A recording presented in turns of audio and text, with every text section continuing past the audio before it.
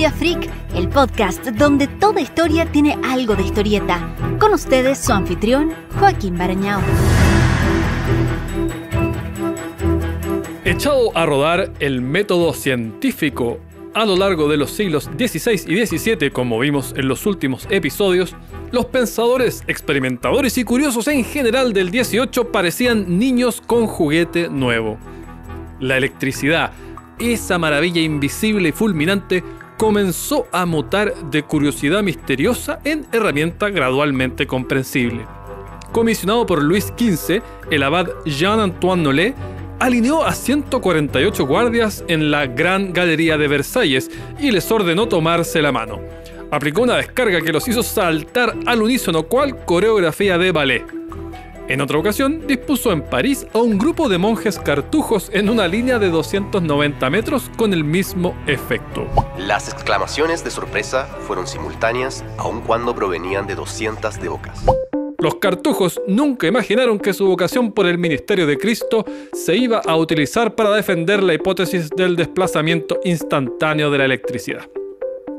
Claro que el siglo siguiente, Maxwell demostraría que en realidad no es instantáneo, sino que ocurre a la velocidad de la luz. Benjamin Franklin inició su experimentación eléctrica en 1746 y 4 años más tarde había desarrollado una teoría propia. El futuro padre fundador de Estados Unidos visualizaba la electricidad como una especie de fluido invisible presente en toda la materia. Se basaba en el hecho de que al frotar un vidrio recibía la misma fuerza de carga, pero opuesta, que la tela utilizada para frotar. Fue él quien acuñó la confusa convención de carga positiva para la que llevan los protones y de negativa para los electrones, aunque aún no se descubrían esos elementos. Decimos que la corriente fluye de positivo a negativo, aun cuando hoy sabemos que los electrones se mueven en la dirección opuesta. Franklin experimentó también con botellas de Leyden, como se llamaban los contenedores de vidrio que almacenaban cargas eléctricas. Al verlas apiñadas una al lado de la otra, le recordó un grupo de cañones de artillería. Por eso las llamó baterías. Hasta hoy apelativo de cualquier banco de energía eléctrica, aun cuando esas botellas no eran lo que hoy llamaríamos baterías, sino que eran condensadores, o también llamados capacitores. Esos bichos almacenan energía mediante un campo eléctrico, mientras que las baterías lo hacen mediante medios químicos. En otro momento de compromiso máximo por el flujo de electrones, Franklin arriesgó su vida al elevar un cometa en una tormenta eléctrica y acabó por inventar el pararrayos. En Estados Unidos, el terremoto de 1755 fue ampliamente atribuido a este invento, en especial en Massachusetts. El reverendo Thomas Prince afirmó que la frecuencia de los sismos pueden deberse a la erección de puntas de hierro inventadas por el sagaz Mr. Franklin. No otro que John Adams escribió que el inventor decía presumir de Dios, como Pedro intentó caminar sobre el agua y de intentar controlar la artillería del cielo. Lo cierto es que el ingenio no solo no sustrajo vidas, sino que salvó varias. Se creía que los tañidos ayudaban a dispersar las tempestades y los campaneros de las iglesias solían por tanto actuar en momentos de riesgo máximo.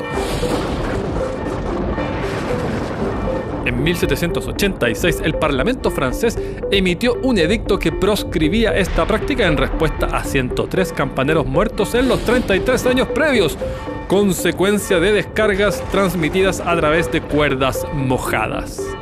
En otra ocasión, con el objetivo de demostrar el principio de la conducción de estas descargas del firmamento, Franklin erigió una elongada asta metálica cerca de París.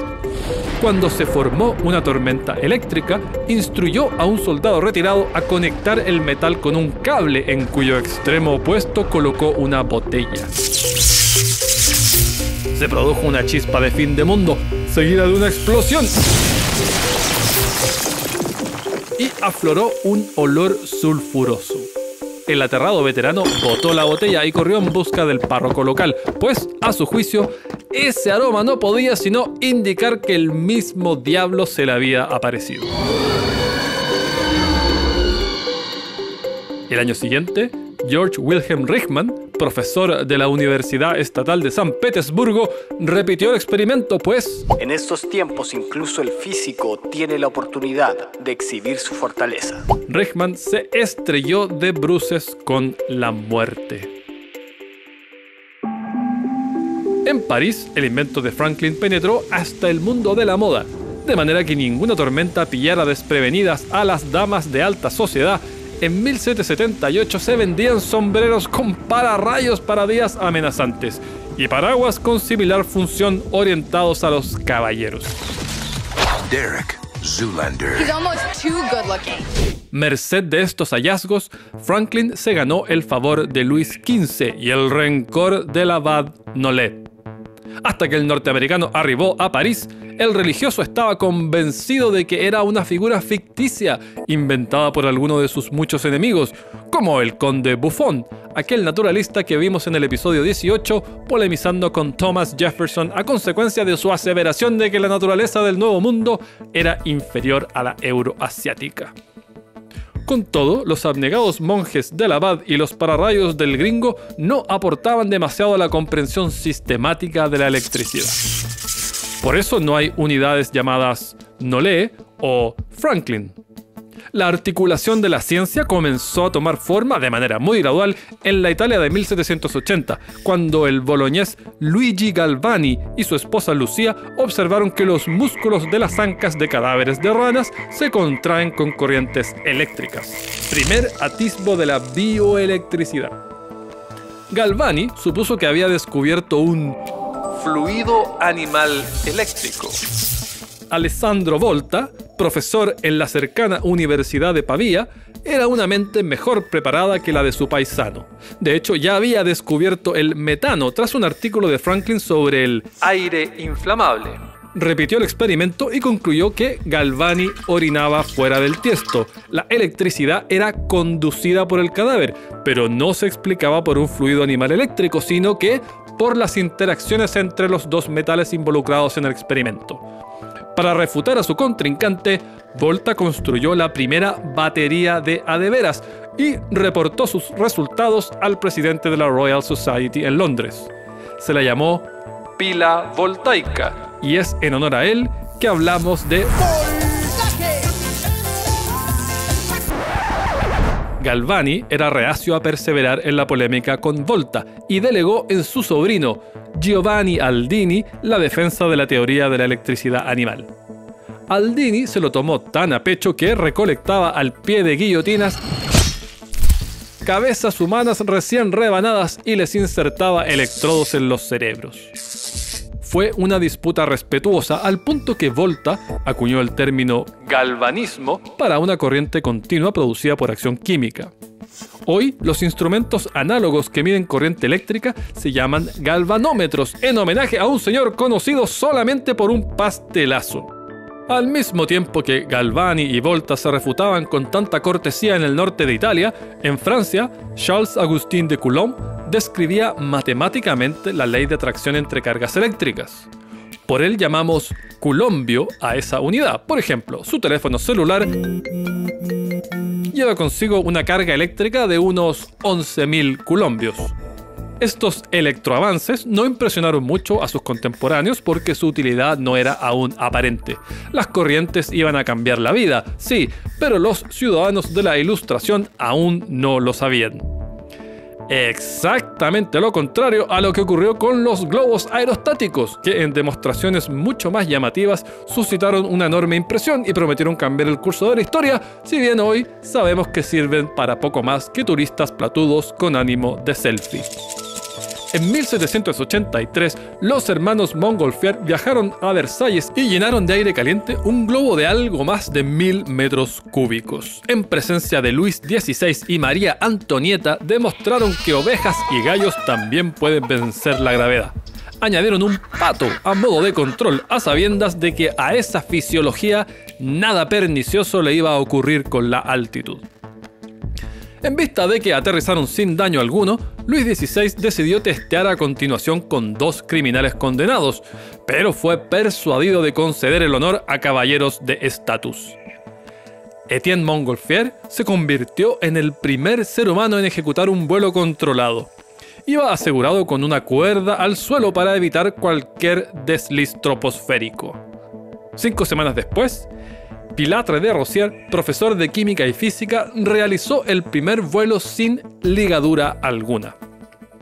10 días más tarde, los hermanos Charles demostraron que la hazaña era también posible con hidrógeno. Despegaron desde Campos de Marte, a metros de la actual Torre Eiffel, ante el propio Montgolfier, Benjamin Franklin y una patota de curiosos. Al rato aterrizaron en Gonesse, en las afueras de París. Los campesinos, temerosos de que semejante armatoste fuera un visitante impío, atacaron las telas con cuchillos, horquillas y mosquetes. El Mercurio de Francia, encantado ante la idea de ridiculizar la tosca vida del campo, describió la brega con sarcasmo. La criatura, temblando y rebotando, dribleó los primeros golpes. Al final, sin embargo, recibió una herida mortal y colapsó con un largo suspiro. Entonces un grito de victoria emergió y un nuevo valor reanimó a los victoriosos. El más valiente, como otro Don Quijote, se aproximó a la bestia agonizante y con mano temblorosa hundió su cuchillo en su pecho. A inicios de 1785, el intrépido francés Jean-Pierre Blanchard, acompañado del intrépido estadounidense John Jeffries, cruzaron el Canal de la Mancha en un globo de hidrógeno. A lo largo del vuelo fueron botando todo lo que les permitiera alivianar, incluyendo sus pantalones y toda la orina que sus vejigas se dignara a descargar sobre el océano. Pilatre de Rosière intentó emularlos durante el verano. Aire caliente por sí solo sería insuficiente para un trayecto tan largo, por lo que el resuelto globonauta ideó un aparato que incluía además un compartimento con hidrógeno. Nuestro héroe conocía ese elemento con un grado de intimidad pasmosa, como explica Bill Bryson. Probó la inflamabilidad del hidrógeno tragando un bocado y soplando sobre una llama, con lo que demostró de sopetón que el hidrógeno es explosivamente combustible y que las cejas no son necesariamente un atributo permanente del rostro. El globo se estrelló antes de dejar Francia, y de Rosière y su compañero se convirtieron así en las primeras víctimas mortales de un accidente aéreo.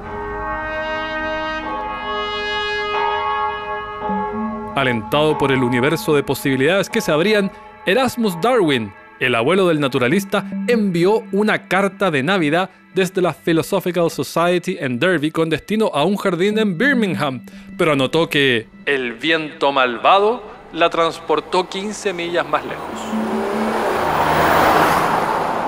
¿Qué significa viajar? Para muchos es cumplir sueños, concretar proyectos o encontrar nuevas aventuras.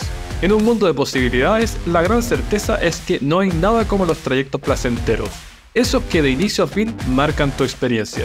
Y en Shell saben que el viaje se puede disfrutar tanto o más que el destino. Por eso están comprometidos con entregarte todo lo que tú y tu vehículo pueden necesitar en cada viaje. Vive una pausa, recarga tus energías e impulsa tu destino junto a Shell.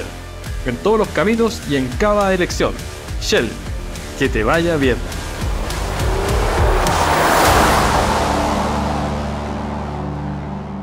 Esta sarta de aventuras y desventuras no habría sido posible si no es porque la química progresó una enormidad durante el siglo XVIII. El hidrógeno que permitió elevar tan esferoidales vehículos fue descubierto por Henry Cavendish. Él fue quien acuñó la expresión aire inflamable que citaba Franklin. Cavendish era un soldado de la ciencia que se sometía a sí mismo a crecientes descargas eléctricas y consignaba los distintos grados de agonía hasta que no podía sostener más la pluma y, a veces, la conciencia. Pero no es como que anduviese pavoneándose de esos arrojos. Era tan tímido que solo podía hablar con una persona a la vez, y solo si era hombre, y solo si era alguien a quien conocía con anterioridad. Con su sirvienta se comunicaba por carta, y cuando se topó con ella barriendo la escalera fue tal su molestia que comandó construir una escalera de servicio. Debido a esta reserva, Cavendish solía mantener su trabajo en privado y muchos de sus descubrimientos no los compartía ni siquiera con sus colegas de la Royal Society. James Clerk Maxwell revisó sus papeles el siglo siguiente y encontró varias observaciones que hoy llevan los nombres de científicos menos retraídos a la hora de publicar: Richter, Ohm, Dalton y nuestro amigazo Coulomb entre ellos. Cavendish comparte la subestimación de su aporte científico con la del sueco Carl Scheele, a quien Isaac Asimov llamó el mala suerte Scheele. Descubrió más elementos que ningún otro, 8, incluyendo el oxígeno, pero recibió créditos por un gran total de 0. Perfeccionó un método para sintetizar fósforo a escala industrial sin apelar a la orina de soldados, como vimos en el episodio 65, principal motivo por el que hasta hoy Suecia es un fabricante de fósforos de primera línea y suministró las viviendas de pintura mural rica en arsénico. Era el seductor verde de Scheele, que envenenaba lenta pero infatigablemente a quienes moraban en esos cuartos. Es posible que ello incluya al propio Napoleón, cuya habitación en Santa Elena estaba pintada de ese color, su favorito. La falta de aprensión de Scheele era propia de quien probaba con su boca todo aquello con lo que trabajaba. Ello incluía el mercurio, un elemento tan malsano que 150 años más tarde Erwin Schrödinger lo seleccionó como la toxina por excelencia en su famoso experimento teórico hoy conocido como el gato de Schrödinger. Poca sorpresa que muriera a los 43 años con el hígado destrozado, su cuerpo cubierto de ampollas purulentas e incapaz de moverse debido al líquido en las articulaciones, resultado del efecto acumulativo de la exposición al arsénico, mercurio y plomo. El hidrógeno llegó a ser bien dominado tanto por Cavendish como por Scheele, pero seguía siendo conocido como aire inflamable. Tuvo que llegar Antoine Lavoisier para acuñar la nomenclatura que nos es familiar.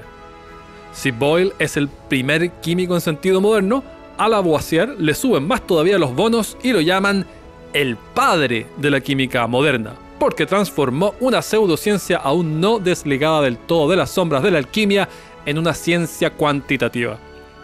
Reconoció varios elementos y predijo la existencia del silicio, escribió la primera lista extensa de elementos, concibió el principio de conservación de la materia y ayudó a construir el sistema métrico. Demostró que el aire es, en su mayoría, una mezcla de dos gases. Aquel esencial para la combustión y la respiración lo llamó aire vital. Al otro, azote, del griego para sin vida. Hoy al azote lo llamamos nitrógeno, aunque en francés, italiano, rumano y otras lenguas europeas mantiene el nombre de sin vida que le asignó Lavoisier. Azoto. Luego renombró el aire vital como oxígeno, del griego para engendrador de ácidos, porque supuso por error que ese elemento ya descubierto por mala suerte Scheele era un componente de todos los otros ácidos. El nombre estaba ya demasiado instalado cuando se descubrió que ese rol lo cumple el hidrógeno, elevador de globos Montgolfier, y nos ensartamos para siempre con el traspié. Pero tranqui, mire que, como ya adelantamos, la palabra hidrógeno también fue acuñada por Lavoisier. La tomó del griego hidro, agua, y genes, antiguo, porque junto a Laplace reprodujo el hallazgo de Cavendish de que al quemar hidrógeno se produce agua. A través de esta mirada sistemática, Lavoisier desbancó la teoría del flogisto, una sustancia hipotética que se postulaba como necesaria para la combustión. Las llamas, creían sus defensores, eran posibles gracias a la entrega gradual de dicha sustancia. Aunque desvaríos de ese tipo se oían ya en tiempos de los antiguos griegos, el flogisto había ganado fuerza desde que George Ernst Stahl la formalizó a inicios del siglo XVIII. Lavoisier montó un juicio simulado frente a una audiencia selecta. Un joven apuesto, que actuaba bajo el nombre de Oxígeno, presentó los cargos. Un anciano decrépito disfrazado de Stahl leyó la defensa. El tribunal sentenció al flogisto a muerte. ¿Y cómo? Mediante la hoguera, si puede creer la ironía. La esposa de Lavoisier, vestida en toga blanca de sacerdotisa, arrojó el libro de Stahl a las llamas. A lo largo de este fogoso derrotero científico, Lavoisier quemó diamante a 900 grados Celsius, produjo dióxido de carbono y concluyó que esa codiciada joya está hecha del mismo pinche carbono de los lápices infantiles. Aun cuando Lavoisier colaboró con los revolucionarios en la construcción del sistema métrico, fue acusado de defraudar al Estado en su rol de recaudador de impuestos rurales y de agregar agua al tabaco antes de venderlo. Las cortes de esos años ardorosos dispensaban penas capitales sin meditarlo demasiado, y eso fue exactamente lo que resolvieron en este caso. Se dice que cuando Lavoisier imploró clemencia para continuar con sus experimentos, el juez lo interrumpió en seco. La República no necesita ni eruditos ni químicos. El curso de la justicia no se puede retrasar. Lavoisier sintió todo el peso del rebanador de cuellos en el que Francia se había especializado. El juez, es de suponer, habrá estado satisfecho de la eficacia de la justicia revolucionaria, pero ya no tanto cuando él mismo fue ejecutado 3 meses después. Una estatua fue erigida en París para honrar sus aportes a la química. Para honrarlos parcialmente, al menos. Tras algún tiempo, alguien advirtió que la estatua no correspondía al gran Lavoisier. Interrogado, el escultor admitió que había usado la cabeza del matemático y filósofo Marqués de Condorcet. Aparentemente le sobraba una. Supuso que, nadie lo notaría, o que de notarlo no le darían importancia. El artista tenía razón. La estatua permaneció allí hasta que fue fundida durante la Segunda Guerra Mundial para reutilizar el material.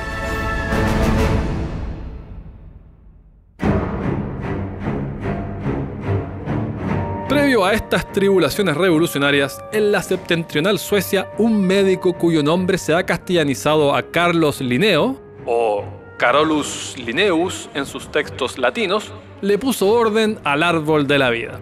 La autoría podría haber sorprendido a más de alguno. De joven era un alumno disperso, más propenso a pulular por los bosques recolectando plantas que a estudiar. En un punto su padre oyó tan malas opiniones de sus profesores que resolvió que lo mejor sería que abandonara sus estudios de divinidad y luego enchufárselo a algún zapatero honesto para que lo acogiera como aprendiz. Linneo comenzó a erigir su edificio taxonómico después de su viaje a Laponia en 1732. Fueron intensos 6 meses de meticulosa catalogación de especímenes. Hasta se dio el tiempo de posar para un retrato ataviado con atuendos tradicionales de la etnia Sami, sin atinar que se trataba de un vestido de mujer. Acabado ese periplo, partió a la Universidad de Harderwijk a doctorarse. En esa época era común que los suecos buscaran cartones en los Países Bajos, un lugar muy venerado para estudiar historia natural.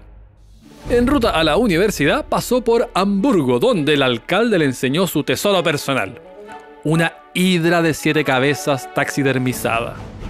Linneo advirtió de inmediato que era una falsificación improvisada con las mandíbulas y patas de comadrejas y pieles de serpientes. Al parecer, había sido fabricada por religiosos para representar a la bestia del apocalipsis.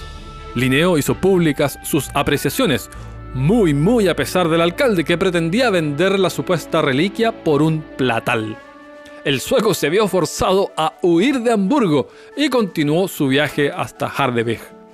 Obtuvo el doctorado que buscaba merced de una tesis en la que hipotetizaba que la malaria arrecia en áreas con suelos arcillosos. No llegó a comprender el verdadero vector. La obtención del grado le tomó un gran total de 2 semanas. Tras su doctorado express, publicó Systema Naturae, un texto en que clasificaba la zona que encontró en Laponia en un esquema binominal. Primero el género y luego el epíteto o nombre específico. La fórmula reemplazaba un sistema de denominativos insoportablemente descriptivos por un dueto operativo. Por ejemplo, la hierba que Linneo llamó, y aún se llama, Physalis angulata, solía responder al nombre de Physalis annua ramosissima ramis angulosis glabris folis dentato serratis. En el caos previo, los animales podían ser catalogados según si eran grandes o chicos, salvajes o domésticos, terrestres o acuáticos, distinguidos o insustanciales. Es notorio que un siglo antes que Darwin, Systema Naturae incluía a los humanos en el grupo taxonómico de los simios, bajo el encabezado de Anthropomorpha. En la primera edición, la especie humana aparece subdividida en 4 variedades: Europeus albescens, europeo blanquecino; Americanus rubescens, americano rojizo, Asiaticus fuscus, asiático pardo león, y Africanus nigriculus, africano negruzco. El texto contenía también un apéndice titulado Animalia paradoxa, bestias míticas descritas por viajeros y marineros, excluidas del cuerpo principal del Systema Naturae. Ahí estaba, por ejemplo, el Homo ferus, un semihumano peludo que caminaba con las 4 extremidades y no podía hablar, y también el Homo caudatus, o hombre con cola. Del pelícano menciona que cierta fuente relata fabulosamente que se inflige una herida con su pico en su propio muslo para alimentar a sus crías con la sangre que fluye. Ocurre que el Physiologus, un texto cristiano del siglo III o IV, afirma que estos pajarracos matan a sus crías al nacer, pero luego la madre los lamenta durante 3 días, se picotea a sí misma y los trae de vuelta a la vida con su sangre, reflejo de la sangre y el agua que brotan de la herida del costado de Cristo en la cruz. El Physiologus fue ampliamente copiado y parafraseado a lo largo de los siglos, con el resultado de que el pelícano pasó a simbolizar la pasión y la Eucaristía. Por eso Isabel I de Inglaterra adoptó el ave como símbolo, y por eso en el himno Adoro te devote, compuesto por Santo Tomás de Aquino, Jesús es descrito como el pelícano sagrado. Con tu sangre, pelícano sagrado, lávame de las manchas del pecado. El año posterior a la primera edición de Systema Naturae, Linneo publicó Bibliotheca Botanica, donde acuñó la palabra biología. Llamó biologi a los especialistas que escriben acerca del ciclo de las plantas. Systema Naturae comenzó como un pasquín de 11 páginas, pero fue engordando y engordando con cada nueva edición. En parte gracias a colaboradores voluntarios, como un botánico escocés con el inmejorable aptónimo de Alexander Garden, y en honor a quien Linneo y John Ellis denominaron la Gardenia. La última edición que Linneo vio en vida, la 12ª, abultaba 2.300 bien nutridas páginas. ¿Y cómo le fue con el papelito? Para responder eso es que conjuramos aquí en Emisor Podcasting el próximo episodio de Historia Freak. Historia Freak es escrito y narrado por Joaquín Barañao. Producción, Jorge Vilches. Postproducción, Daniel Cifuentes.